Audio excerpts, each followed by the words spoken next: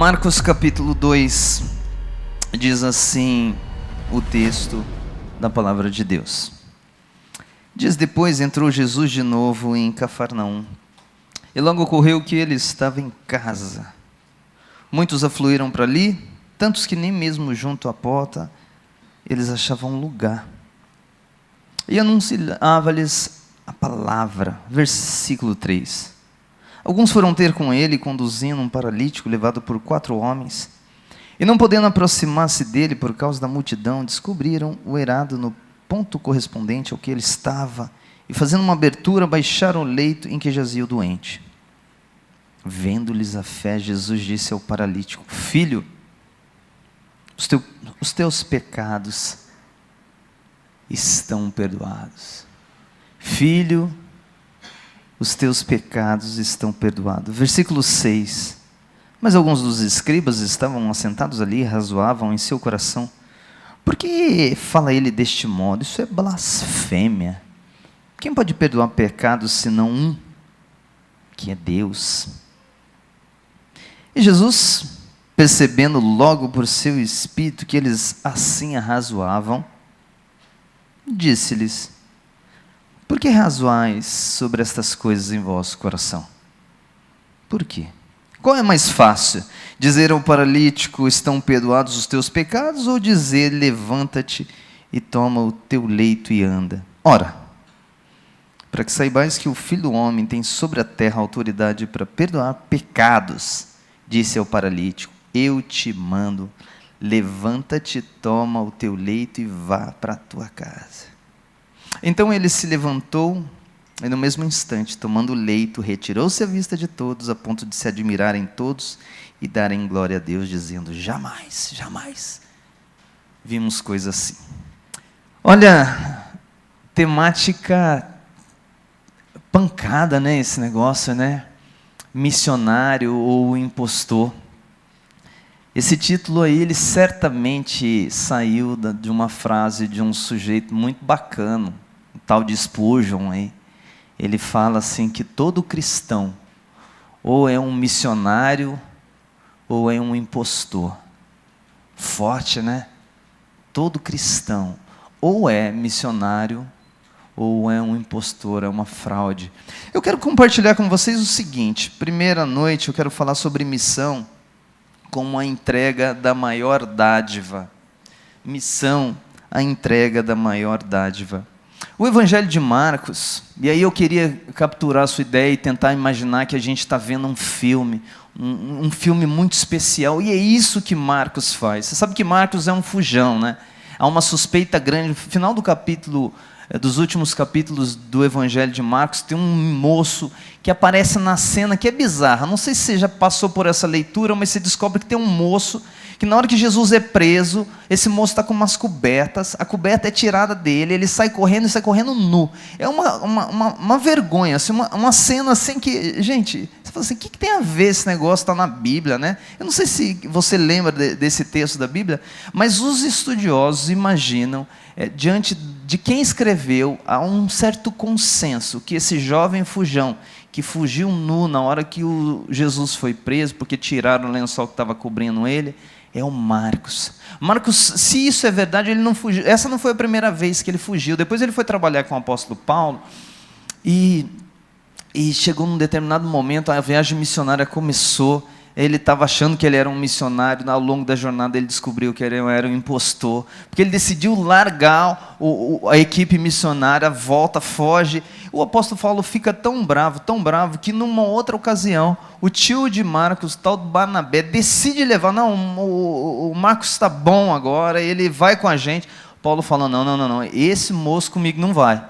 Esse moço aprontou demais, ele já nos deixou uma vez, eu não vou sofrer de novo com ele. E, gente, existe essa expressão no interior de São Paulo, foi um arranca-rabo tamanho, que a equipe missionária precisou se dividir. Fato é que esse Marcos, fujão que foi, o Senhor o resgatou. É fantástico descobrir que o apóstolo Paulo, nos últimos momentos da vida dele, ele fala assim que ele precisava de alguém por perto, e ele fala o nome de Marcos, e que mostra uma restauração linda. E Marcos foi, mesmo sendo um fujão, mesmo por em algum momento sendo um impostor, ele foi transformado por aquele que encontra impostores, desnuda impostores, mostra quem eles são e restaura impostores. E aí Deus usa Marcos para escrever o primeiro evangelho. O primeiro evangelho a ser escrito é o evangelho de Marcos. E é curioso que Marcos, assim, ele faz questão de olhar somente para aquele que perdoa impostores. Ao longo de todo o evangelho, você vai vendo cena por cena, tudo que Marcos está querendo é que a gente olhe para Jesus. Então ele inicia o evangelho de Marcos falando sobre que João Batista chegou dando testemunho de Jesus. Na sequência ele já vai falando que Jesus foi batizado, recebe aquela fala maravilhosa do Pai, recebe o Espírito, vai para o deserto, começa a chamar os discípulos, cura um leproso, cura um endemoniado. E quando ele chega no capítulo 2, depois de ter chamado ali uns 4 discípulos, ele entra nessa cena para mim que é espetacular. Então olha a cena comigo, a gente acabou de ler. Jesus está em Cafarnaum, tudo indica que ele estava no lugar onde ele morava. E aí o que acontece? Na casa de Jesus, na casa onde Jesus está, não tem quem não queira estar. Aqui já fica um negócio tão precioso para a gente, porque eu imagino que tem jovens aqui de diversas igrejas, imagino que a turma que está aqui não é só da IPVO. E a gente quer, vamos falar a verdade, como a gente quer que as pessoas se acheguem. Eu tenho feito a seguinte oração constante na nossa igreja: Jesus, a gente está indo lá. É muito massa o fulano, é muito legal aquilo que acontece, é muito bacana a música, o Senhor tem dado de privilégio para a gente, de muita oportunidade boa, de estrutura, de música, de palavra, mas Senhor, se o Senhor não tiver, não faz sentido. Se o Senhor não tiver, não encanta. Se o Senhor não se manifestar, se o Senhor não operar, se o Senhor não abrir os olhos, se o Senhor não tocar pessoas, não dá. E aqui Jesus estava nessa casa, e multidão, a casa estava lotada. E detalhe, a cena mostra para a gente que uma turminha chega ali com uma demanda séria, 4 amigos levando um sujeito numa maca, paralítico. Certamente ficou sabendo que o tal do profeta de Nazaré estava ali e já tinha curado algumas pessoas. O capítulo 1 já dá conta que algumas curas estavam acontecendo. Um tal de um leproso foi curado. Jesus falou para ele não contar, ele saiu espalhando a notícia, tanto que Jesus em algumas cidades não podia entrar mais. Fato é que lotou a casa, e o pessoal chegou, aquela conversa,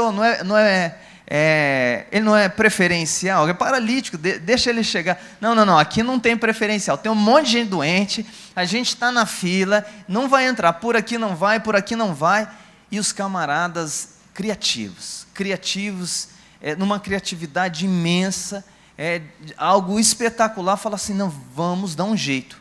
E eles sobem no telhado, conseguem afastar a cobertura ali. E eu não sei vocês, galera, quando eu olho essa cena, eu não tenho como não imaginar aquela musiquinha do Missão Impossível, sabe? Sabe aquele? E eu vejo assim, os caras descendo, porque você pensa que Jesus aqui curando, ensinando, e de repente caindo o treco do telhado, o que esses doidos estão fazendo? Eu imagino aquelas pessoas mais temerosas, ai que medo, eu já falei, gente, vai dar caca esse negócio, soltando o sujeito na corda. Você pensa a operação que eles fizeram, soltando o sujeito, vai, segura, e soltando assim, com um certo cuidado, porque se não solta mais a corda, você sabe o que vai dar, né? Você imagina a apreensão, e todo mundo parando para ver a cena, sabe o que acontece? Eu imagino assim, se eu estivesse lá, eu ia falar assim, gente, deve ser um negócio muito sério que rolou. Mas muito sério mesmo, porque é o seguinte, para os caras ousar fazer um treco desse, arrebentar o telhado, descer o sujeito, isso aqui, deve ser uma coisa catastrófica. O que esse camarada tem para eles colocar ele na frente da fila de todo mundo? Tem uma galera aqui sem querer ser curada, o que está acontecendo?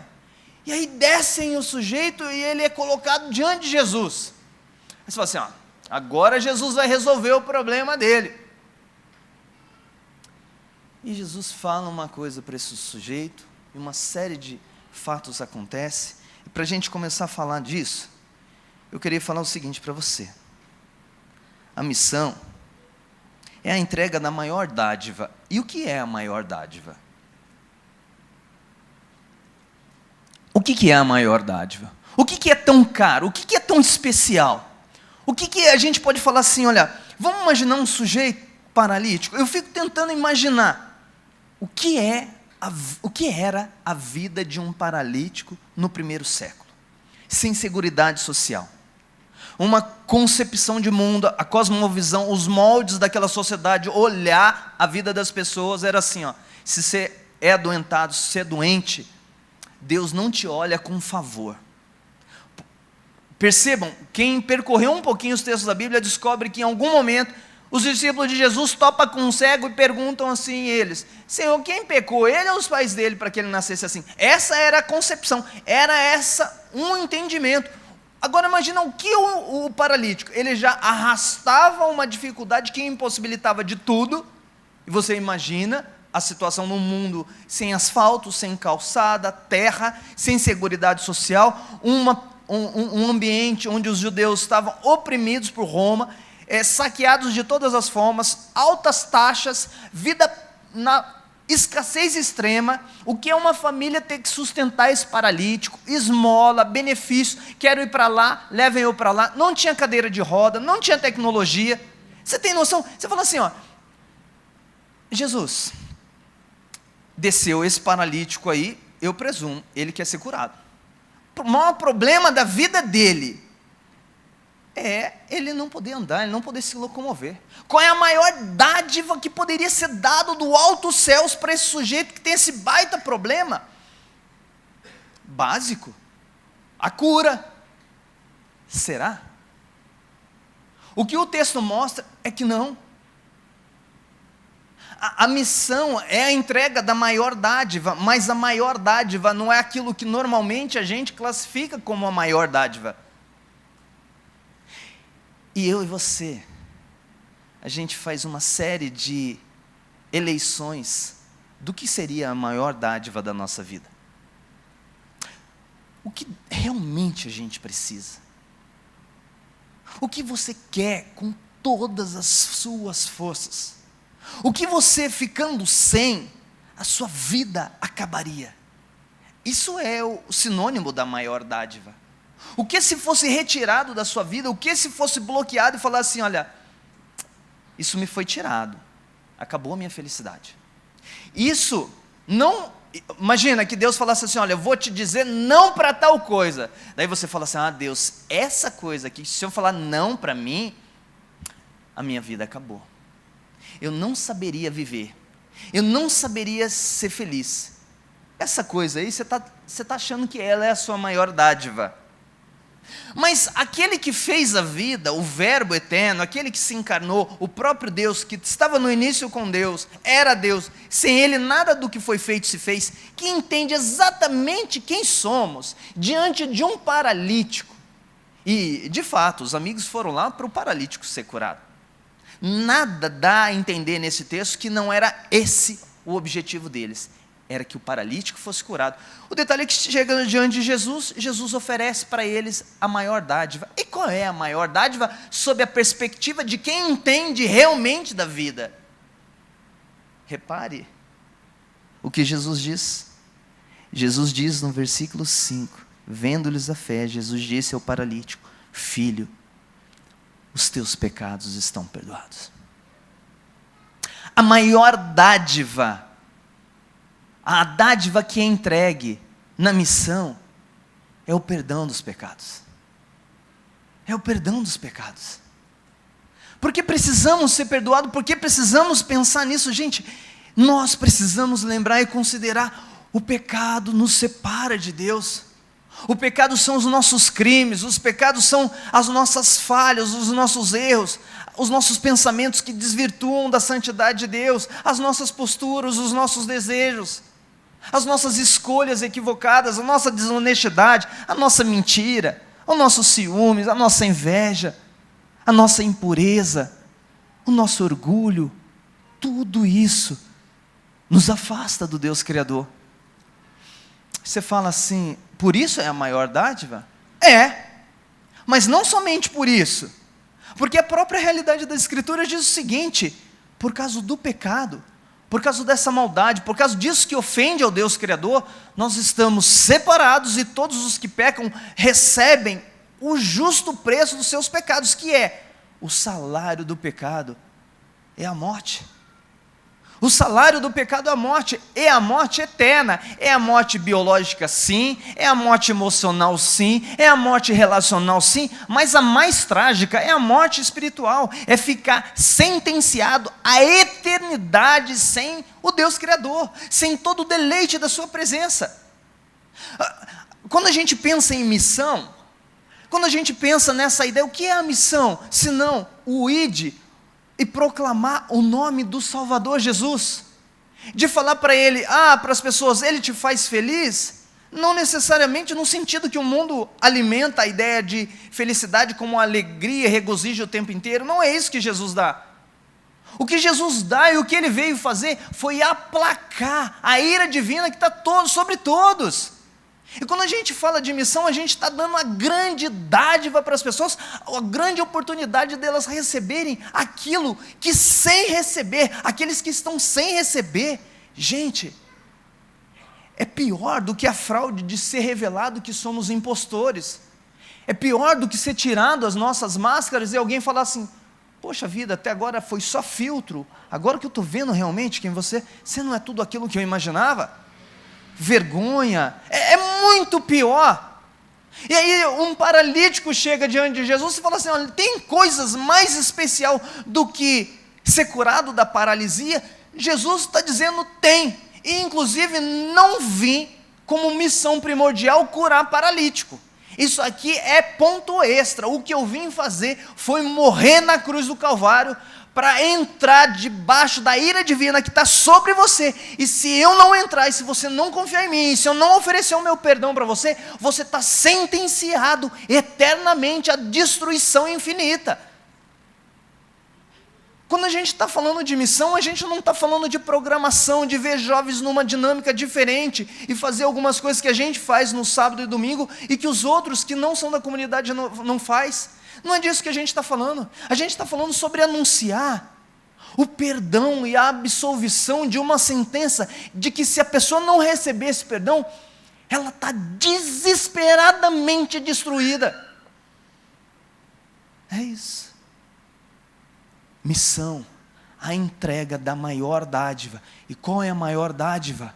Para criminosos que têm a sentença de ser condenado à prisão eterna, é alguém dizer para você assim, ó,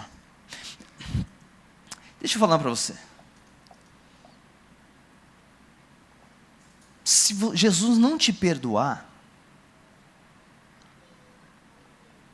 é feio isso aqui, vim de Curitiba para falar isso aqui, né, e não é muito legal, mas você está condenado eternamente ao juiz de Deus. O juiz de Deus tem um lugar para quem está condenado, se chama inferno. É um lugar de tormento, sofrimento, separação de Deus para todo sempre. Perdão de Jesus não relaciona-se apenas a aplacar nossa culpa, nossa sensação de, por que eu fiz aquilo? Não estou sentindo bem comigo mesmo, preciso do perdão para eu me sentir um pouquinho mais feliz e menos culpado e viver a vida assim. Isso é bom do perdão. Mas o perdão, o que Jesus veio fazer nesse mundo, está relacionado a algo muito mais extraordinário, que é dizer para pecadores. E daí você fala assim, André, mas eu fico vendo umas rostinhos de adolescentes, de jovens tão fofinhos aqui, limpinhos, arrumadinhos, mas eu estaria debaixo da condenação. Olha, lembre os nossos primeiros pais, você lembra por que eles foram sentenciados à expulsão e toda a raça absolveu a maldição? Você lembra por quê? Foi simplesmente porque comeram uma fruta. Aí você fala assim, mas que fruta poderosa? Não, o ponto não está na fruta poderosa, o ponto está na desobediência ao ser absolutamente justo, perfeito, o Criador de toda a realidade.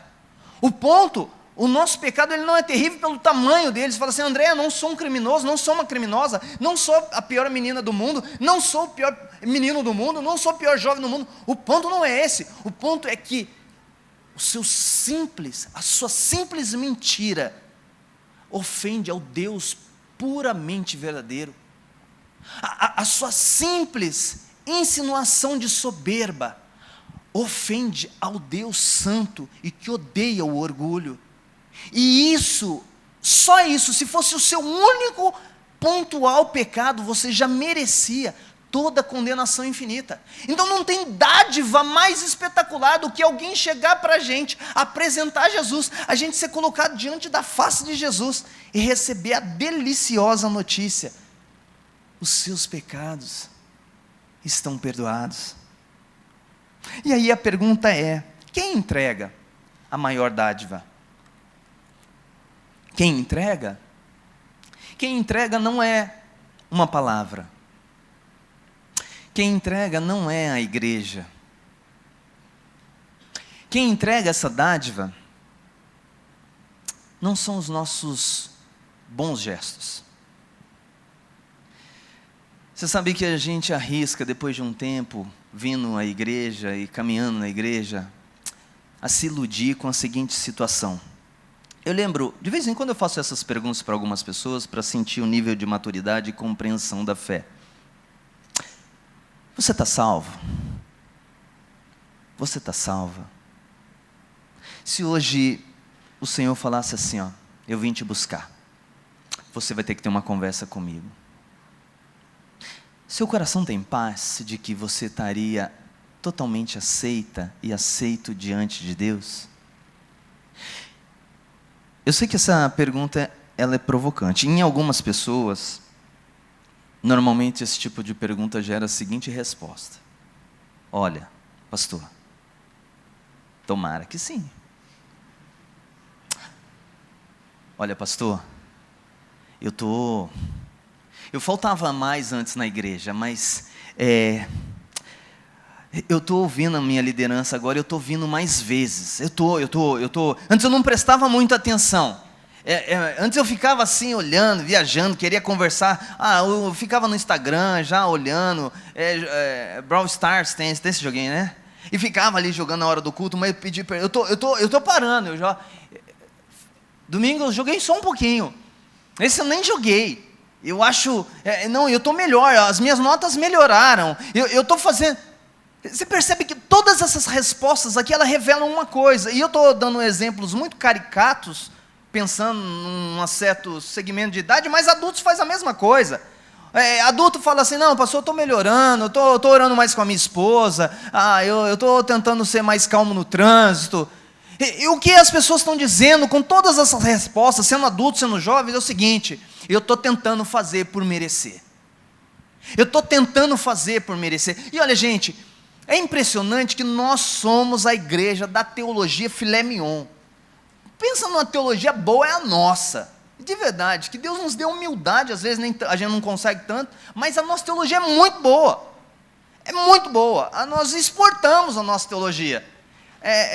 O que diga do pastor Hernandes e o pastor Nicodemos, um monte de denominação ouve esses homens assim e estão absorvendo de forma muito empolgante a teologia reformada, dessa que a gente fala solos Cristos, só da Escritura, e daí a gente depois fala dos 5 pontos do calvinismo, e fala das doutrinas da graça. Mas deixa eu te falar uma coisa para você: os conceitos doutrinários, eles não conseguem alterar necessariamente um coração que é como um relógio quebrado. Você arruma o ponteiro e ele atrasa, arruma o ponteiro e ele atrasa. E o seu coração e o meu coração é maluco para ser salvo por obras. Isso não é uma questão conceitual, isso é uma questão adâmica. As nossas vergonhas a gente sempre quer esconder assim, ó. Quem lembrou da ideia do Éden? Você lembra? Adão, oi Senhor, onde você está, Adão? Eu ouvi a sua voz e eu me escondi. A gente se esconde. E assim, se esconde atrás do que eu vou fazer. Eu vou tentar fazer isso aqui para ser aprovado. Eu vou tentar ser... Deixa eu falar uma coisa para você. Quem entrega a dádiva do perdão Não é você com os seus feitos, não é você com as suas obras, não é você com a sua performance, não é você com os seus acertos, não é você tentando ser uma pessoa boazinha. Você já deve ter percebido como às vezes essa coisa de tentar ser bonzinho é só uma máscara que a gente está colocando. Você não consegue. Sabe por quê?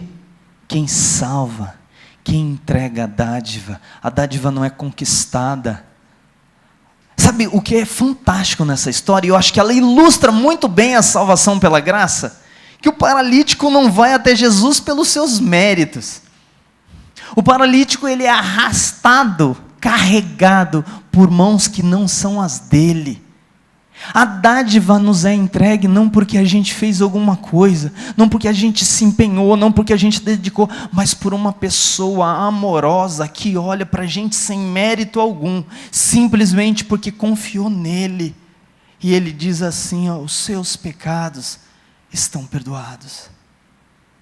Ele de novo hoje está aqui com a gente, na pessoa bendita do Espírito Santo, e a gente pode falar para Jesus, simplesmente olhando para Ele com confiança nele, e sabe qual é a palavra dele para mim e para você? Simplesmente com o olhar da confiança no nome dele, na obra dele, em quem ele é. Sabe o que ele diz para a gente? Os seus pecados estão perdoados. André, é simples assim? Pastor, é simples assim? Olha, se você respondeu é simples assim, é porque você entendeu. Porque é exatamente isso. É simples assim. E olha a cena, olha a imagem. O homem é trazido diante de Jesus. Não faz nem oração. Não faz nenhuma oração de confissão, de adoração, de entrega, de aceitar Jesus. E não que isso tudo não seja importante. Ele só olhou. O que nos salva não é o que a gente faz, é o alvo da nossa fé. E o alvo da nossa fé não é um conceito, gente. Não é uma doutrina. A doutrina é um instrumento para a gente entender melhor a revelação. Mas a gente está falando de uma pessoa. É uma pessoa, esse ser maravilhoso. Esse ser maravilhoso que dá a grande dádiva que é o perdão, ele é uma pessoa. Ele se fez gente. Ele se fez igual a gente para olhar nos nossos olhos e na pregação, no louvor, nos testemunhos, em tudo que Jesus faz na sua vida, o que Ele quer é que você olhe para Ele e confie nele. Simplesmente confie nele. E quando você confia nele, a resposta e a palavra dele para você vai ser assim, ó: filha, eu sei o que você fez. Eu sei o que te machuca. Eu sei que você queria voltar no passado. Eu sei que você queria corrigir. Eu sei que você não queria ser assim. Eu sei, filho e filha, os seus pecados estão perdoados. Ah, que delícia, gente. Que delícia o meu Salvador dizer isso para mim, para o impostor que eu sou, para o cara que eu devia ser e nunca consigo ser na perfeição de que me é exigida. E você talvez, a mulher que deveria ser a esposa, a mãe, o filho, a filha, o aluno, o estudante, o crente que você deveria ser, e você fala assim, eu não consigo. Você olha para ele agora com confiança em quem ele é. E ele diz para você, filho, eu estou te perdoando. Ah, que delícia. Isso é dádiva. Sabe por que ele está dizendo? Ele está dizendo assim, olha, você pode chegar à minha presença agora. Eu não vou te expulsar. Você não está mais em rebelião. Você não vai ser mais condenado. Eu não vou te rejeitar. Você não vai ficar para sempre longe de mim. Eu não te punirei. Eu não te destruirei. Eu não vou te dar o que você merece. Por quê? Porque eu fui ofendido com seus erros. Mas eu estou te perdoando. Eu tenho prazer na misericórdia. Esse é Jesus. É esse Jesus que Marcos está com a luz e o foco em cima dele. Só que é o seguinte, esse negócio de perdão não é simples. Os fariseus viram a cena e falaram assim, não, como assim? Esse homem aí vai perdoar pecados? Quem ele pensa que ele é? Nós entendemos dos textos sagrados. Nós entendemos da interpretação. Só pode perdoar pecados uma pessoa, que é Deus. É blasfêmia. A gente precisa condenar esse profeta. Isso aí é um herege. Isso é um charlatão. Como assim Deus andando aqui? Não pode ser Deus. Deus não se fez gente. Deus não assumiu forma humana. Deus não se aproxima da gente assim. Deus está longe. Ele não é Deus. Jesus, sabendo o que eles estavam pensando, fala assim, ó, o que é? Jesus é massa, gente. Olha a pergunta. O que é mais fácil? E aí, o que vocês acham mais fácil? Perdoar pecados ou dizer para o paralítico que ande? Os caras, ninguém responde, né? Porque as duas coisas para você fazer, você tem que ser muito poderoso. Muito poderoso. Aí Jesus dá uma tirada assim. É um meme massa de Jesus, né? Para que vocês saibam que o Filho do Homem tem poder para perdoar pecados. Eu digo, esse paralítico levanta e anda. O homem levantou e andou, e todo mundo se maravilhou. Olha, gente, a entrega da maior dádiva, a maior dádiva é o perdão. Quem entrega é Jesus. Agora eu e você precisamos nessa noite perguntar, qual é a melhor, ou qual é a estratégia para auxiliar Jesus nesse trabalho que Ele tem de entregar a maior dádiva? E aqui vem o nosso trabalho relacionado à nossa temática de hoje e de amanhã. Eu olho aquela cena e eu fico pensando assim, ó, inúmeros trabalhos são difíceis. Eu fico imaginando quando alguém deu a proposta para o paralítico, olha, não sei se nasceu do paralítico, se foi de um amigo, se foi da mãe, ó, leva meu filho lá, e foi atrás dos vizinhos, dos primos. Alguém teve a ideia, mas você sabe que sempre quando alguém tem uma ideia de algo um pouco desafiador, tem a galera que, vamos, bora, vai dar certo. E é boa essa galera, né? Liderança sabe do que eu estou falando, como é gostoso. Gente que abraça, percebe a ideia. Mas eu sei que alguns de nós é dado a um temperamento um pouco mais reticente, receoso. Não sei, será que vai dar certo? Mas e se não curar coisa nenhuma? A gente vai perder a viagem. E daí e sempre tem num grupo, graças a Deus, os mais cautelosos, os mais afoitos, os mais visionários e os mais pé no chão. E é assim que é. Não adianta a gente achar que um é melhor. Deus vai usando todos para... Beleza, o ponto é que eles conseguiram formar uma equipe e vão. Aí eu fico imaginando aqueles mais receosos que não queria, se é que tinha. Aqui não está na Bíblia, eu estou especulando, tá? Imaginando a vida como ela é e tentando interpretar o texto. Aí aqueles que não queriam, de repente topa e vê aquela galera assim. Eu conheço algumas pessoas assim que elas diriam assim para mim, ô pastor, eu não falei para a gente não vir? Eu não falei que não ia dar? E agora? Agora eu quero ver. E aí? Eu estou cansado, meu braço está doendo, estou com cãibra, não aguento mais carregar esse homem. E foi perca de tempo, eu falei que não ia dar. E de repente tinha alguém ali com mais empolgação, e o que a gente vai fazer? E aí, gente, vem o ponto. Eu fico imaginando, você fala assim, olha, a coisa mais excepcional que esses 4 homens fizeram na vida por alguém foi levar o amigo ou o parente até Jesus para ser curado? Não. A coisa mais extraordinária que eles deram para esse homem foi a chance de ser colocado diante do dono da vida, aquele que tem poder de absolver pecados, aquele que tem poder de perdoar. A coisa mais extraordinária que aqueles amigos fizeram foi colocar, sem saber o que renderia daquela jornada, foi ter colocado. E aí, fica aqui um ponto de que as Escrituras oferecem para a gente, qual é a coisa mais extraordinária que eu e você podemos fazer por amigos, por familiares, por colegas, por parentes. Se Deus te convence que o perdão dos pecados é a coisa mais crucial que um ser humano precisa, de que forma você vai daqui em diante olhar para as pessoas que você ama e que não conhecem a Cristo Jesus?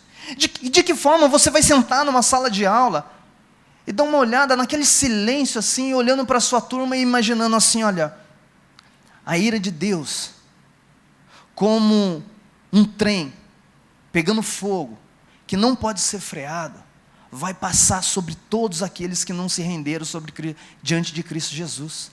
São pessoas que eu amo, são pessoas que Deus me leva a me importar. O que eu devo fazer para essas pessoas? Qual é a minha jornada daqui em diante? O que eu devo fazer para essas pessoas? E aí você vai esbarrar em muitas barreiras. E esse texto oferece para a gente assim, ó, o que nós devemos fazer para viabilizar, para ajudar, para colaborar, para que no reino de Deus inúmeras pessoas sejam colocadas e expostas diante da face de Jesus através do ministério da pregação. O que deveríamos fazer? Eu vou dizer para você, tudo que for necessário, respeitando os limites do certo e errado, absolutamente tudo. Eu fico imaginando aquele sujeito assim, mas vamos abrir o telhado? Claro, vamos abrir o telhado. E o dono da casa? Exploda-se o dono da casa. O camarada está aqui, o santo está ali embaixo, a gente tem que fazer alguma coisa, depois a gente se vira com o telhado. O camarada, a gente veio nessa caminhada toda aqui, imagina se o camarada sair daqui andando. Rapaz, depois a gente põe ele para trabalhar e fechar o telhado. O telhado a gente arruma depois, a perna dele não. Bora dar um jeito de fazer essa cura. Agora, se a paralisia é uma grande demanda, gente, perceba, priorize o reino de Deus. Então o que a gente está falando? O que é ser missionário? Ser missionário é simplesmente ser a testemunha de Jesus no contexto dos seus estudos, da sua família, da sua vizinhança e da sua rede social. Ser testemunho da pessoa, das obras e da palavra de Jesus, com um desejo imenso que pessoas, sejam a 4 mãos, 5 mãos, 2 mãos, sejam colocadas na presença de Jesus. Isso pode ser feito com uma Bíblia entregue, com um versículo entregue, com uma postura de testemunho, mas eu e você precisamos saber que a coisa mais extraordinária de que a humanidade pode receber é a doce, bendita palavra que você recebeu aqui hoje. Os seus pecados estão perdoados. Enquanto isso não for um valor absoluto para o seu coração, para o meu coração, não faz sentido essa ideia de missionário. Fica parecendo um negócio, fulano é missionário, uma agenda, uma dinâmica. Agora, quando cai a ficha de que você entende, espera aí, o que o Spurgeon disse, que está sendo falado, que uma pessoa, se é um cristão, se é de Jesus, se ele recebeu perdão, se ele teve encontro com o Cristo da cruz, que morreu, ressuscitou no seu lugar, que entregou justiça, entregou perdão, se ele encontrou com essa realidade, ele não tem como ficar nesse mundo dizendo assim, ó, vamos pensar na situação de forma mais ilustrada. Estou aqui na rua, aí eu dou um passo para o lado, subo na calçada, e agora eu olho, está vindo uma carreta, embalada com todas as forças e sem freio. E aqui estão os meus amigos, os seus amigos, da escola, os seus familiares, os seus vizinhos, as pessoas que estão o tempo inteiro com você. A carreta está aqui, e a carreta está desgovernada, e ela começou a pegar fogo, e não tem o que pare. Só que é o seguinte, tem uma nuvem, e uma atmosfera, e um gás, que deixa essa galera aqui entorpecida. Eles não enxergam a carreta, eles não ouvem o barulho da sirene, eles não ouvem, e eles não enxergam que a cada vez ela está mais perto. Mas tem um detalhe, você é cristão. Você sabe o que é essa carreta. Essa carreta se chama a ira de Deus.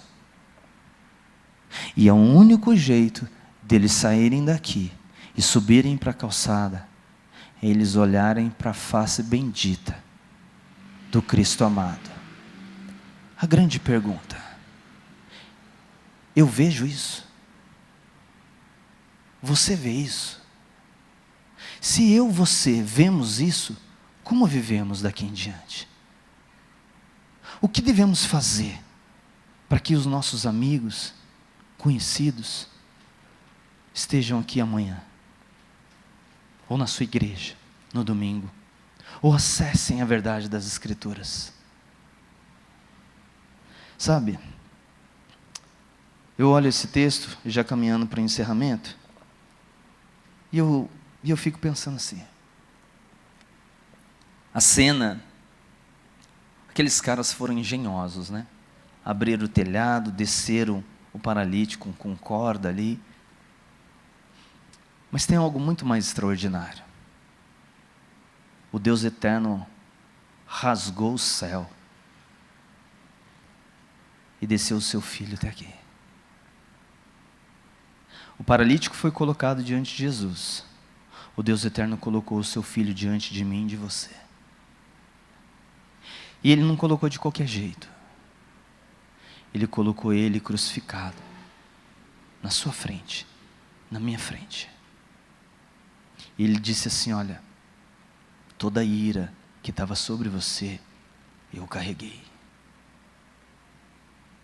A sua fraude, a sua dissimulação, o seu faz de conta de ser realmente um discípulo, eu perdoo. Eu morri por você. Eu te dou uma identidade agora. Por causa da minha ressurreição, você é filho amado. Você é filha amada. Em cima da calçada, não por seus méritos, mas porque eu te trouxe, você está perdoado, você está perdoada.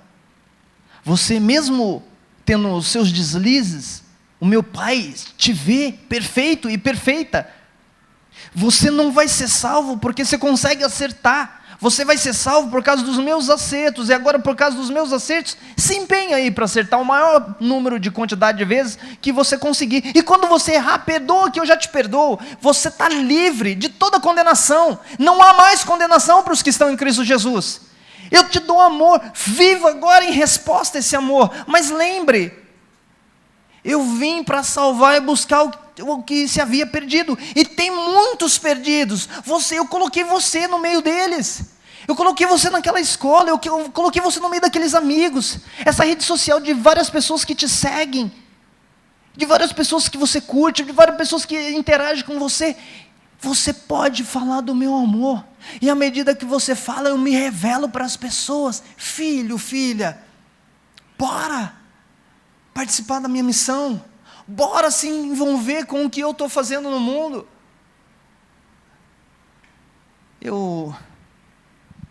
A turma, a equipe aqui, gentilmente quis me dar carona do hotel para cá hoje. E eu teimei com o senhor e com o Pedro que eu queria vir caminhando. E eu descobri que era bem pertinho, nem foi uma grande jornada, acho que não deu 1 quilômetro. E foi muito legal, olhando pela cidade, conhecendo. E eu passei perto de uma senhora, e ela estava conversando com a filhinha dela. E, gente, eu fiquei encantado com a conversa. Eu peguei trechos da conversa, mas parte dizia assim, ela falava assim, olha, e ela com a menininha no colo, o seu grande presente é Jesus Cristo de Nazaré. Eu falei assim, uau, é isso. Isso é ser missionária. Sabe? Eu fui perdoado. Um impostor perdoado, redimido, restaurado. Eu ouvi essa voz várias vezes, ouvi de novo hoje. Filho, os teus pecados estão perdoados. Quem é perdoado ama. Quem ama se encanta. Quem se encanta divulga. Quem ama se encanta, divulga, publica. É assim que acontece. Tudo que Deus quer te dar é que aumente o seu amor pelo seu Salvador. Falar de Jesus não é uma tarefa obrigatória para você ser confrontado na próxima congresso missionário e exposto de que você mais um ano vive como um discípulo secreto. Ninguém sabe ser de Jesus. Não é esse confronto. O que o seu Salvador está te dizendo é o seguinte: eu te amo. E aquilo que você ama, você espalha Você sabe disso. Se você ama determinado tipo de áreas de interesse, quem ama cachorrinho, né? Tudo é forte de cachorro. Quem ama futebol, quem ama futebol já conversou sobre time hoje. E assim vai os nossos amores saindo pelos nossos poros. A gente não consegue, é inevitável, a boca fala do que o coração está cheio. Ei, aquele que te perdoa, quer dizer assim, olha, me ame, eu te perdoei, eu te redimi, agora só vai na vibe, fala de mim, se envolve. E aí eu vou falar uma coisa para você, tem muitas coisas práticas que a gente pode fazer. Você pode começar a orar pelos seus amigos, orar, Senhor Jesus, me ajuda a alcançar, me dá a oportunidade. Você pode ousar chamar algum deles, que você vai orar por eles hoje, para estar aqui amanhã, ou para estar domingo na sua igreja. Mas isso não é uma programação de um final de semana, isso é estilo de vida de discípulo, isso é estilo de vida porque assim, a nossa missão, gente, é adorar, e nós evangelizamos, sabe para quê? Para que outros adorem, para que outros o amem, para que outros engrandeçam. Por quê? Porque nós o amamos, e nós queremos, sabe, a postura de um missionário é assim, ei, como que você não ama Jesus, guria? Não, tem que amar, ele é demais, você tem que, não fulano, como que você não ama Jesus? Você tem que amar. É essa que é a postura de missionário. A gente está encantado com ele, a gente quer que todos se encantem. E aí cada um do seu jeito. Um fala, o outro sugestiona, o outro faz uma refeição e põe uma plaquinha, o outro dá um presente e coloca assim, olha, Jesus te ama. E por aí vai. O detalhe é o seguinte, a gente não para. Por quê? Porque essa missão é dele. Tem um missiólogo reformado, o Ronaldo Lidório fez uma tradução e falou do conceito dele, e ele tem um conceito maravilhoso. Igreja só é igreja se é chamada. É só se Jesus chamar para você conhecer ele, aí você é discípulo de Jesus. Mas igreja também só é igreja se é enviada. É o mesmo conceito do Spurgeon, se é igreja, é enviada. Sabe, momentos como esse, e eu quero encerrar com essa palavra, a gente tem que fazer uma investigação. Quem somos? Será que você é a pessoa que hoje Jesus está colocando diante dele, e ele quer dizer para você, filho, filha, os seus pecados estão perdoados? Que delícia, basta olhar para ele com confiança. Agora, se ele te deu perdão, se essa é a sua realidade, e você está guardando isso para você, você precisa pedir perdão hoje.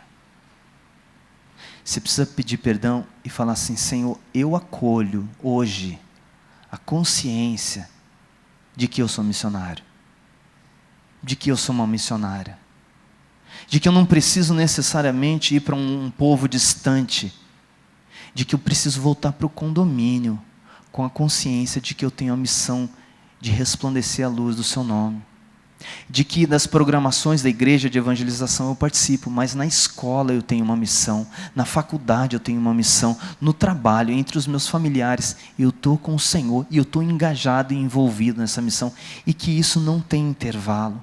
Isso é no futebol, isso é no cinema, isso é em todos os lugares, porque o Senhor está fazendo algo no mundo. E a coisa mais extraordinária, Ele está reconciliando com Ele, filhos e filhas, como Ele fez comigo, com você. Eu acho que hoje é dia de você falar assim, Senhor, eis-me aqui. Eis-me aqui, eu estou aqui, Jesus, eu quero entender mais esse conceito, eu quero me envolver, mas eu aceito.